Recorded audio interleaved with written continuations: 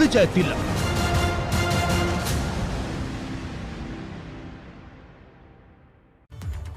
नमस्कार, स्वागत आप सभी का न्यूज़ 4 में और आपके साथ मैं राजेंद्र देव। आइए अब खबरों पर तफसील से बात करते हैं। यूपी बॉर्डर पर किसानों की बैठक के बाद कहा गया है कि 26 नवंबर और 29 नवंबर का जो कार्यक्रम है वो चलता रहेगा। वहीं किसान नेताओं ने कहा है कि 22 तारीख को लखनऊ की पंचायत को कामयाब करना है। इस दौरान यह भी फैसला हुआ है कि लखीमपुर खीरी में अगर किसानों को परेशान किया गया तो उस इलाके में आंदोलन चलाएंगे। किसान नेताओं का कहना था कि केंद्र सरकार ने जो फैसला लिया है वो अच्छा है, लेकिन अभी बहुत सारे मुद्दे हैं जिन पर बात होनी चाहिए। इनका यह भी कहना है कि एमएसपी पर सरकार ने अभी तक कोई बात नहीं मानी। सरकार एमएसपी पर कानून लाए, ये किसान संगठनों की मांग है। उन्होंने कहा कि आंदोलन इतनी आसानी से नहीं हट सकता, ये जारी रहेगा।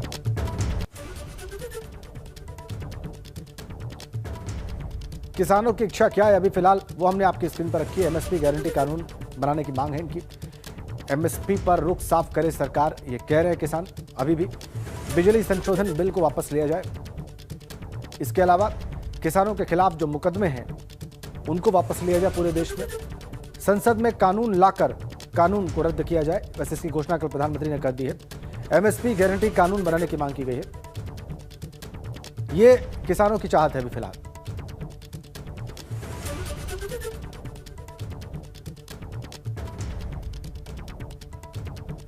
ये कुछ प्रमुख मांगे हैं अभी भी किसानों की। और किसान नेता दर्शन पाल ने जो कुछ आगे कहा, आगे की रणनीति पर कहा, अब आपको वो दिखाते हैं। मीटिंग का यही फैसला है कि जो हमारे प्रोग्राम हैं 22 का, 26 का और 29 का लखनऊ जो रैली है वो जोर शोर से होगी। 26 की गैदरिंग मोर्चों पर जोर शोर से होगी। पूरे देश में 26 को मनाया जाएगा एक साल पूरा, और 29 को हमारा जो ट्रैक्टर मार्च है वो रहेगा ऐसी जैसे था। तो इसलिए आंदोलन इसी तरह जारी रहेगा। हम अपने जो इशू है, जो 3 कानून के अलावा खास करके एमएसपी का इशू, जो हमारे ऊपर केस बने हैं उनको वापस लेने का, जो पावर बिल 2020 को वापस लेने का, एयर क्वालिटी जो ऑर्डिनेंस है उसको वापस लेने का, और लास्ट है कि हमारे जो शहीद हुए साथी उनका स्मारक बनाने के लिए एक जगह का, ये इशू हमारे पेंडिंग है। इसके लिए हम आशा करते हैं कि सरकार कोई ना कोई मीटिंग बुला के जल्दी इन इश्यूज़ को भी हल करे। आंदोलन हमारा उसी तरह से जारी है। चलिए आपको सीधा बलराम पांडे के पास ले चलते हैं। गाजीपुर बॉर्डर पर इस वक्त मौजूद हैं बलराम। किसानों की बात हमने सुनी। दर्शन पाल जो किसान नेता है वो कह रहे थे कि कुछ इश्यूज पेंडिंग है और उन इश्यूज का उन्होंने जिक्र भी किया। कहा कि अभी किसान आंदोलन चलता रहेगा। कितनी तादाद में किसान इस वक्त गाजीपुर बॉर्डर पर है?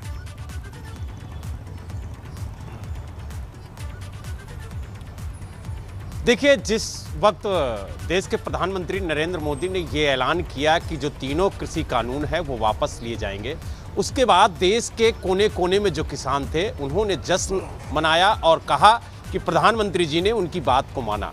लेकिन गाजीपुर बॉर्डर पर आज सुबह से ही किसानों की भीड़ उमड़ती हुई नजर आई है और किसानों ने कहा है कि जब तक उनकी सभी मांगें नहीं मानी जाती हैं तब तक उनका आंदोलन जारी रहेगा। अगर हम खास तौर से गाजीपुर बॉर्डर की बात करें तो इस वक्त भी करीब 400 से 500 किसान मौजूद हैं और वो राकेश टिकैत के साथ कंधा से कंधा मिला करके खड़े होने की बात कह रहे हैं। उनका कहना है कि तीनों कृषि कानून सरकार ने वापस लेने का ऐलान किया है। इस कदम का वो स्वागत करते हैं, लेकिन एमएसपी पर गारंटी वाला कानून कब आएगा ये सरकार बताए। इस आंदोलन के दौरान जिन किसानों पर मुकदमे दर्ज हुए हैं उसे कब वापस लिया जाएगा ये भी सरकार बताए। और इस आंदोलन के दौरान जो किसानों की मौत हुई है उन्हें शहीद का दर्जा सरकार कब देगी, उनके घर के एक सदस्य को सरकारी नौकरी कब देगी ये सरकार बताए। और सरकार ये भी बताए कि इन तीनों कृषि कानूनों को वापस लेने के लिए सरकार और किसानों के बीच में मध्यस्थता कैसे होगी और जो भी मांगे हैं किसानों की उसको सरकार को लिखित में देना होगा।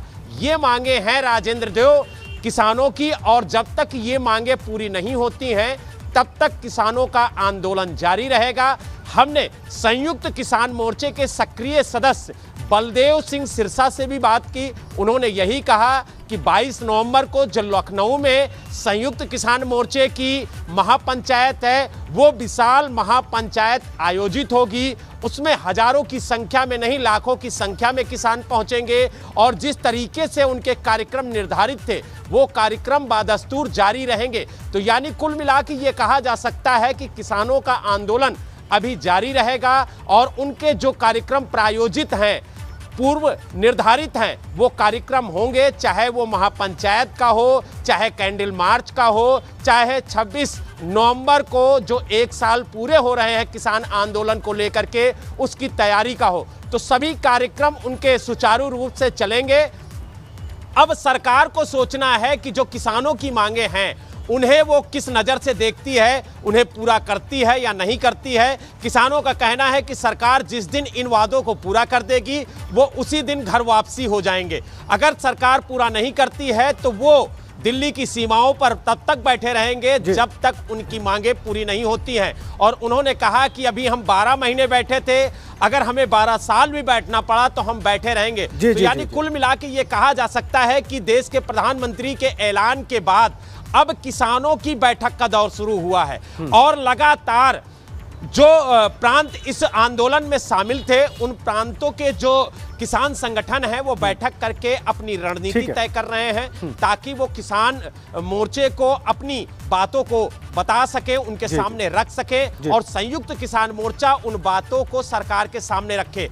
आज यही वजह है कि सिंधु बॉर्डर पर जो पंजाब राज्य के 22 संगठन थे किसानों के, उनकी बैठक थी और उन्होंने बैठक में कई अहम निर्णय लिए। उनके बैठक में 3 बातें सबसे महत्वपूर्ण रहीं। पहला ये कि जो किसानों के खिलाफ मुकदमे दर्ज हैं उसे सरकार तत्काल वापस ले। दूसरा ये था कि जिन किसानों की इस आंदोलन के दौरान मौत हुई है उनके घर के एक सदस्य को सरकारी नौकरी दी जाए और उस किसान को शहीद का दर्जा दिया जाए। और तीसरा ये था कि एमएसपी पर गारंटी वाला कानून जरूर लाया जाए। तो ये 3 मुख्य मांगे आज पंजाब राज्य के 32 संगठनों ने बैठ करके संयुक्त किसान मोर्चे के सामने रखा है। अब संयुक्त किसान मोर्चा जब भी बैठक करेगा तब इन बातों को ध्यान में रखेगा और यही वजह है कि आज संयुक्त किसान मोर्चे ने अपनी बैठक स्थगित की है ताकि राज्यों के जो संगठन है वो बैठक करके अपनी बातों को रखे संयुक्त किसान मोर्चे के सामने ताकि उन पर अंतिम फैसला संयुक्त किसान मोर्चा ले सके। बिल्कुल, राज्यों से जो संगठन की बात रखे फिर उसके बाद संयुक्त किसान मोर्चा उन बातों को सरकार के सामने रखे। बहुत बहुत धन्यवाद बलराम आपका, अपनी स्थिति को स्पष्ट। और भले पीएम मोदी ने तीनों कृषि कानूनों को वापस लेने का ऐलान कर दिया हो, लेकिन किसान अभी घर वापसी के मूड में नहीं है। संयुक्त किसान मोर्चा के सदस्य और किसान नेता बलदेव सिंह सिरसा ने कहा कि अभी किसान घर वापस नहीं जाएंगे। जब तक कानूनों को वापस नहीं लिया जाता तब तक किसान दिल्ली की सीमाओं पर डटे रहेंगे। बलदेव सिंह सिरसा से एबीपी गंगा संवाददाता बलराम पांडे ने खास बातचीत की है, दिखाते हैं आपको। हमारे साथ किसान नेता बलदेव सिंह सिरसा जी मौजूद हैं जो संयुक्त किसान मोर्चे में भी अहम सदस्य हैं। सर ये बताइए, आज संयुक्त किसान मोर्चे की बैठक होनी थी, क्या वो बैठक रद्द हो गई है और वो बैठक अब कब होगी और आज जो बैठक है वो किस मोर्चे की बैठक है? देखिए, आज एक तो हमारी 9 मेंबरी कमेटी है उसकी मीटिंग है और जो पंजाब के 32 संगठन हैं उनकी मीटिंग है। एसकेएम की मीटिंग तो बाद में होगी क्योंकि आपको पता है कि परसों 22 तारीख को हमारी महापंचायत लखनऊ में हो रही है, उसके पहले प्रोग्राम तय कर रखे हैं। तो उस वो रैली में वो जा रहे हैं। जब एसकेएम के सारे मेंबर आएंगे उसके बाद मीटिंग होगी। लेकिन जिस तरीके से प्रधानमंत्री जी ने ऐलान किया है कि अब तीनों कृषि कानून वापस होंगे, तो क्या अब किसान सिंधु बॉर्डर से घर वापसी करेंगे या नहीं करेंगे? अरे अभी तो तीनों कृषि कानून रद्द करने का फैसला हो गया है, लेकिन किसान अभी भी अपना आंदोलन खत्म करने के मूड में नहीं है। इसको लेकर किसान नेता राकेश टिकैत से एक्सक्लूसिव बातचीत की हमारे सहयोगी शक्ति सिंह ने। जब तक बिल वापसी नहीं तब तक घर वापसी नहीं। बिल तो वापसी हो गए, राकेश टिकैत जी से जानते हैं कि घर वापसी कब होगी। राकेश जी, घर वापसी कब? आज मीटिंग है संयुक्त मोर्चे की, उसमें डिसाइड होगा कि अभी सरकार से और क्या बातचीत होनी है। जिस लड़ाई को लड़ने आए थे, जो 3 नए कृषि बिल कानून थे, उसकी लड़ाई की शुरुआत हुई थी 26 नवंबर को शुरुआत हुई थी, 1 साल होने वाला, 6 दिन शेष बचे हैं। प्रधानमंत्री आए, बिल वापसी ले लिया। अब उसके बाद आखिर घर का रास्ता कब, किसानों का, ये जानना चाहते हैं, ये लोग जानना चाहते हैं, देश की जनता जानना चाहती है। एमएसपी पे गारंटी कानून, एमएसपी पे गारंटी कानून वो भी एक इसी का ही पार्ट है। आधे रेट में किसान फसल बेचता है पूरे देश भर में, नुकसान हो रहा है उसको, गारंटी कार्ड चाहिए। और क्या क्या मांगे हैं, कुछ और मांगे बता दीजिए अपनी। उस पर कमेटी बन जाएगी, धरना खत्म हो जाएगा एमएसपी पे। और जो डिमांड होगी वो सीड बिल का है। बहुत से कानून ये फिर बनाने जा रहे हैं, बहुत से बिल लेकर आना चाह रहे हैं, उन पर भी सरकारों से बातचीत होनी चाहिए, एक कमेटी बन जाए। और कृषि कानूनों की वापसी पर मायावती ने ट्वीट किया है। मायावती ने ट्वीट कर लिखा है कि इस बारे में कुछ और ठोस फैसले जरूरी हैं। ट्वीट का कंटेंट ये है, आपकी स्क्रीन पर हम रख रहे हैं। देश में तीव्र आंदोलन के बाद 3 विवादित कृषि कानूनों की वापसी की केंद्र सरकार की घोषणा का देर आए दुरुस्त आए यह कहकर स्वागत किया गया, किंतु इसे चुनाव, स्वार्थ और मजबूरी का फैसला बताकर भाजपा सरकार की नीयत पर भी शक किया जा रहा है। अतः इस बारे में कुछ और ठोस फैसले जरूरी हैं। आगे, इसके लिए किसानों की उपज का न्यूनतम समर्थन मूल्य सुनिश्चित करने के लिए नया कानून बनाना और देश की आन बान और शान से जुड़े अति गंभीर मामलों को छोड़कर आंदोलित किसानों पर दर्ज बाकी सभी मुकदमों की वापसी आदि करना भी केंद्र सुनिश्चित करे तो ये उचित रहेगा। आगे ट्वीट का कंटेंट है, वैसे पूर्व में देश ने खासकर कांग्रेस पार्टी की श्रीमती इंदिरा गांधी की रही सरकार के अहंकार और तानाशाही वाले रवैये आदि को काफी झेला गया है, किंतु अब पूर्व की तरह वैसी स्थिति देश में दोबारा उत्पन्न न हो, ऐसी देश को आशा है। तो बड़ा हमला बोला है कांग्रेस पार्टी पर। यहां पर बीएसपी सुप्रीमो ने इंदिरा गांधी की पूर्व सरकार को अहंकारी और तानाशाही बता दिया। देश ने इंदिरा गांधी की रही सही सरकार को झेला है और वैसी स्थिति देश में दोबारा उत्पन्न न हो, इसकी आशा की है मायावती ने इसी ट्वीट में। तो ट्वीट के जरिए कांग्रेस पार्टी को घेरा है मायावती ने और लगातार कांग्रेस पर वो आक्रमण करती रही है पिछले कुछ दिनों में, चाहे वो ट्वीट के जरिए हो या अपने बयानों के जरिए हो, कांग्रेस उनके निशाने पर रही है। इस पर कांग्रेस के प्रदेश अध्यक्ष अजय लल्लू ने अपनी प्रतिक्रिया दी है, दिखाते हैं आपको। भाजपा सुप्रीमो कांग्रेस पर क्यों निशाना साध रही है? क्या चुनाव आ रहे हैं इस वजह से वो कांग्रेस को कटघरे में ला रही है? देखिए, मैं जानता हूं कि संघर्ष थोड़ा कष्टदायक होता है, संघर्ष में त्याग करने पड़ते हैं, जेल जाने पड़ते हैं, लेकिन जीत संघर्ष की होती है, न्याय की होती है। किसान जीता, अन्नदाता जीता है और ये सरकार हारी है।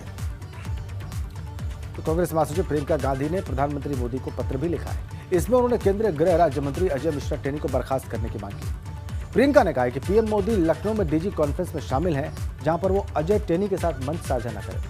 प्रियंका ने कहा कि पीएम के फैसले का स्वागत है, लेकिन सरकार लखीमपुर कांड के आरोपियों को बचा रही है। किसानों को कुचलने का आरोप गृह राज्य मंत्री का बेटा है।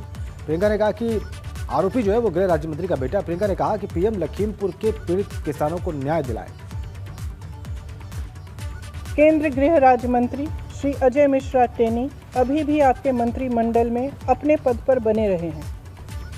यदि आप इस कॉन्फ्रेंस में आरोपी के पिता के साथ मंच साझा करते हैं तो पीड़ित परिवारों को स्पष्ट संदेश जाएगा कि आप अभी भी कातिलों का संरक्षण करने वालों के साथ खड़े हैं। यह किसान सत्याग्रह में शहीद 700 से अधिक किसानों का घोर अपमान होगा। अगर देश के किसानों के प्रति आपकी नीयत सचमुच साफ है तो आज अपने केंद्रीय गृह राज्य मंत्री के साथ मंच पर विराजमान मत होइए, उनको बर्खास्त कीजिए। देश भर में किसानों पर हुए मुकदमों को वापस लीजिए और सभी शहीद किसानों के परिवारों को आर्थिक अनुदान दीजिए। यूपी विधानसभा चुनाव को लेकर आखिर कैसी सियासी बयार बह रही है, लोग क्या सोच रहे हैं, लोग किन बातों पर चर्चा कर रहे हैं, उनके मुद्दे क्या हैं, ये समझने के लिए ये जानना आवश्यक है कि आखिर चल क्या रहा है। और अब हम आपको ले चलते हैं प्रयागराज के हमारे संवाददाता मोहम्मद मोइन के पास, जो सीधे आम लोगों से करेंगे बात और पूछेंगे कि 2022 चुनाव से पहले उनके दिल दिमाग में क्या चल रहा है।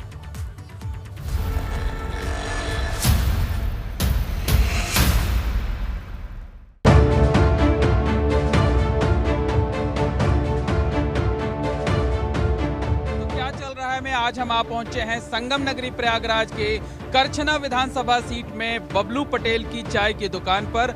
चाय तैयार हो रही है और चाय की चुस्कियों के संग यहाँ पर तमाम लोग बैठे हुए हैं जो कि चाय की चुस्की ले रहे हैं। और ख़ास बात यह है कि यहाँ पर आजकल चुनाव को लेकर चर्चा हो रही है।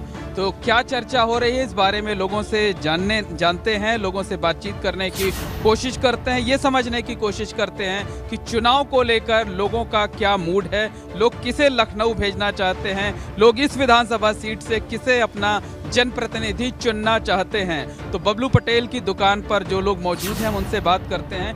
आप बताइए क्या होगा इस बार लखनऊ में, कौन जाएगा लखनऊ की गद्दी पर? लखनऊ की गद्दी पर हमारे यहाँ से तो दीपक पटेल जाएंगे। हाँ, एसी-बीसी का यहाँ बहुमत है, भाजपा जाएगी यहाँ से। फिर से सरकार बनाएगी ये। आप जरा आगे आइए, क्या नाम है आपका? हमारा राधेश्याम पटेल। पटेल जी, ये बताइए इस बार लखनऊ में किसकी सरकार बनेगी? लखनऊ में भाजपा की फिर से सरकार बनेगी, क्योंकि भाजपा ने जमीनी उस पर बहुत कार्य किया है।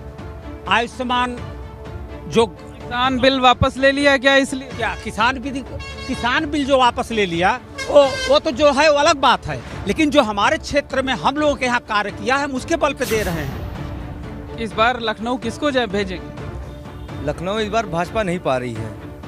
उसका रीज़न ये है कि महंगाई, बेरोजगारी, अभी जैसे ये किसान जो आंदोलन कर रहे थे, अभी जो उपचुनाव में ये इनकी जो भाजपा की करारी हार हुई, उसको देखते हुए इन्होंने पहले डीजल के दाम कम किए, फिर अब ये किसान विरोधी बिल जो है अब इसको इन्होंने अपने वापस खींचा। किसकी सरकार बनेगी? भाजपा की सरकार किसी कह नहीं सकते, हालांकि भाजपा की नहीं बनेगी, इतना तो श्योर हूँ मैं। बदलाव होगा 110%। तो ये क्या लगता है इस बार क्या होगा उत्तर प्रदेश?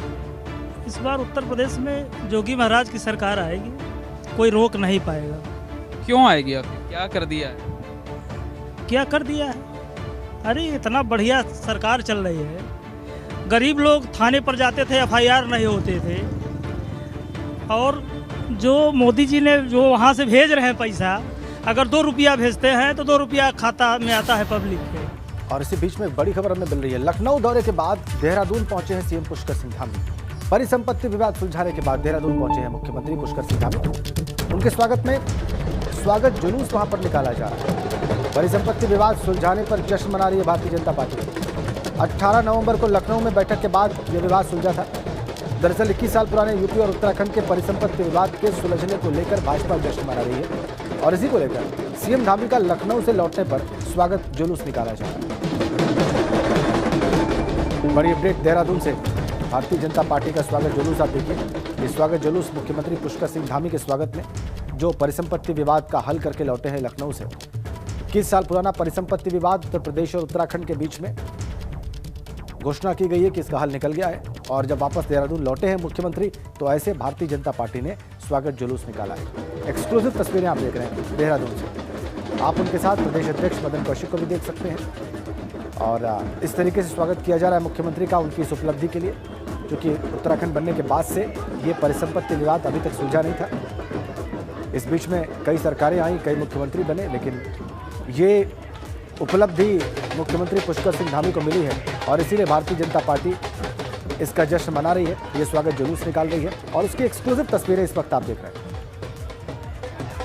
परिसंपत्ति विवाद सुलझने पर ये जश्न भारतीय जनता पार्टी। स्वागत जुलूस, एक्सक्लूसिव तस्वीरें देहरादून से।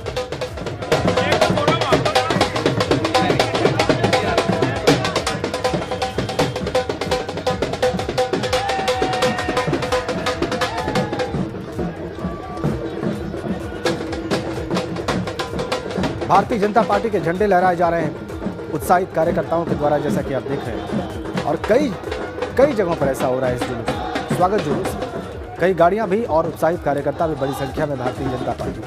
तस्वीरें देहरादून से हैं, लाइव और एक्सक्लूसिव। स्वागत जुलूस उत्तराखंड के मुख्यमंत्री पुष्कर सिंह धामी के लिए लखनऊ से लौटने के बाद परिसंपत्ति विवाद को सुलझाने के लिए।